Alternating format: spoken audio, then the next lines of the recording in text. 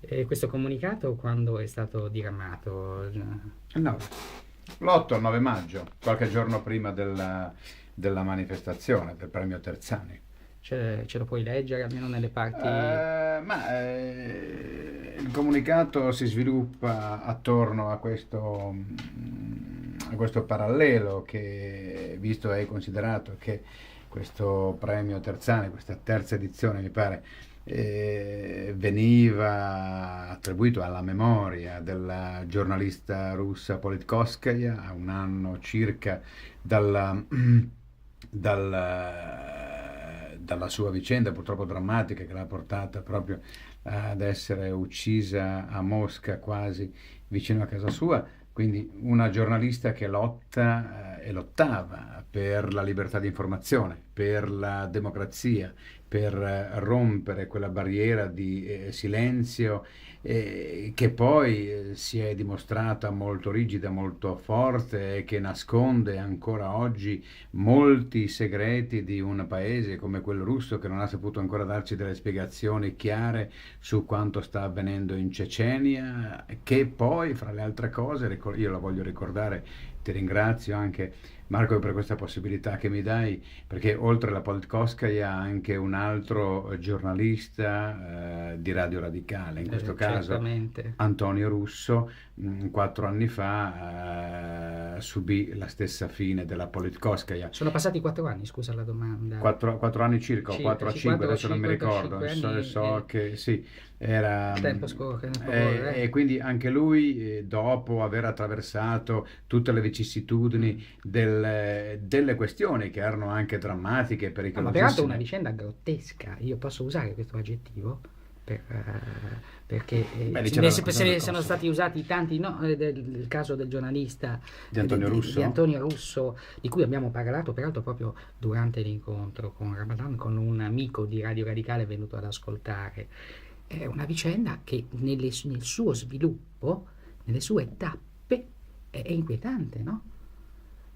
Cioè lui, Antonio Russo, era un giornalista proprio a tutto tondo, nel senso che andava a cercare quello che aveva fatto anche tanti tanti anni prima, Possiamo ricordare come si è sviluppato almeno anche Sofri. l'epilogo della sua Ma vita? lui, Perché, no, a parte l'epilogo, a parte le sue indagini sul uranio impoverito e ecco, tutte queste certo, questioni legate anche al massacro dei kosovari, quindi la questione legata alla Serbia, al Kosovo, quindi Milosevic, tutte queste questioni certo. iniziali che l'hanno portato alla ribalta perché lui aveva trasmesso dei documenti assolutamente inediti per il mondo occidentale, perché non tutti sapevano quello che accadeva in quei paesi proprio mentre venivano bombardati, e anche la questione che poi dopo scoprì Lemma Bonino stessa con i 12.000 morti di Srebrenica. Certo. Quindi anche queste sono questioni molto importanti, però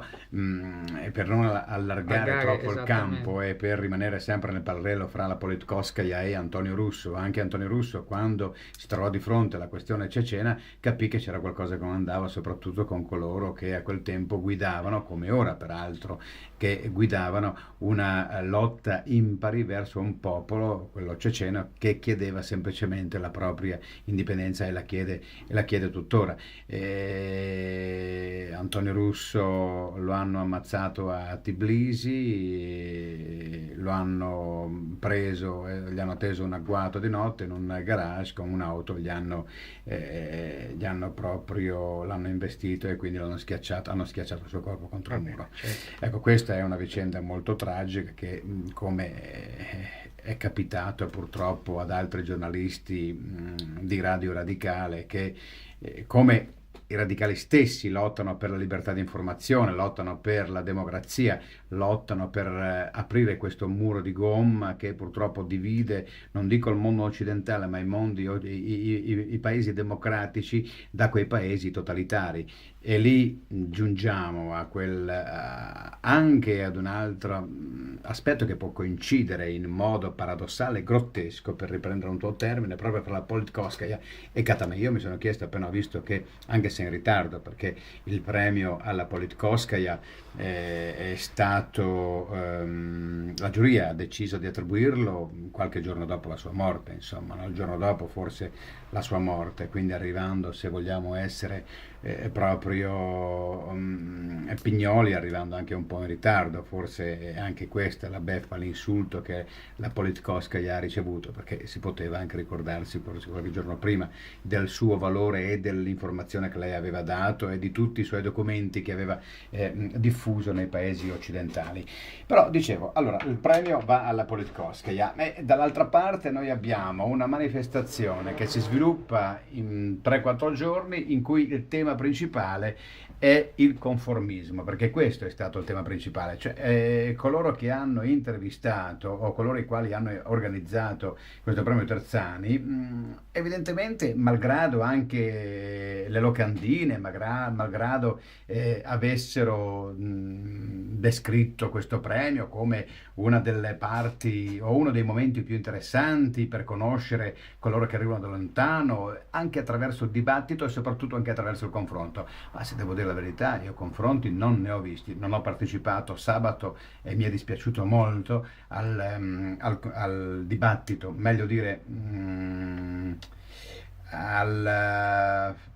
Beh, all'intervento, al discorso, seducente di Khatami, proprio perché c'era un altro appuntamento importante che ha coinvolto noi radicali, ovvero il coraggio laico in Piazza Navona quel sabato. Però ho seguito qualche giorno prima, il giovedì sera, l'incontro con Tariq Ramadan e con Franco Cardini, sorprendente naturalmente come sempre, anche lui un bravo un fabulatore. Cardini petrolifero al Un suo top. antipetrolifero, Sì, vorrei certo, dire, no? certo. Proprio antipetrolifero, non si capiva bene se, ecco, quindi il confronto non c'è stato, a parte poi dopo anche la conduzione, quindi mirabile, straordinaria, proprio così esteticamente valida di Pellizzari. Ci hanno raccontato un sacco di balle, un sacco di frottole, che gli americani sono lì per il petrolio e che invece questi musulmani sono bravissimi. Nessuno ha detto niente delle piscine separate, nessuno ha parlato che le donne musulmane non possono sposare un uomo di un'altra religione, non hanno detto che un musulmano può sposare per esempio una persona di un'altra religione che può essere cattolica, ebraica, eccetera, però la donna musulmana non lo può fare. Non ci hanno spiegato un sacco di cose, non ci hanno spiegato nulla della pena di morte, non ci hanno spiegato nulla delle parole di Ramadan stesso, che ha avuto, certo, non erano sicuramente dei buffetti rispetto all'America, rispetto ad Israele, quindi i finanziamenti che ha ricevuto e che ha incoraggiato verso Hamas e verso Hezbollah. Quindi mi pare che queste cose non sono emerse, a parte qualcuno, a parte la dissimulazione, quella che emergeva in proprio, no? Quindi questo conformismo e questo alone come dire, di soggezione, perché sono bravissimi loro nel raccontarla, perché loro raccontano delle cose in inglese o in francese come ha fatto Tariq Ramadan, ma poi in arabo le cose sono completamente diverse, non si capisce bene perché. Proprio Tariq Ramadan è uno di quei personaggi che incitava anche nelle moschee alla ribellione, alla reazione, cioè essere reazionari, ma in che modo? Essere reazionari attraverso lo strumento del martirio, attraverso lo strumento dei kamikaze, per avallare o comunque tollerare queste manifestazioni di disobbedienza, che non è tanto civile ma comunque di terrorismo, per ammazzare delle persone innocenti, anche dei bambini o delle donne, come capitava qualche anno fa o anche oggi. È proprio di questa sera una notizia importante rispetto alla questione critica tra Israele e la Palestina, in cui Hezbollah incita proprio al martirio contro Israele.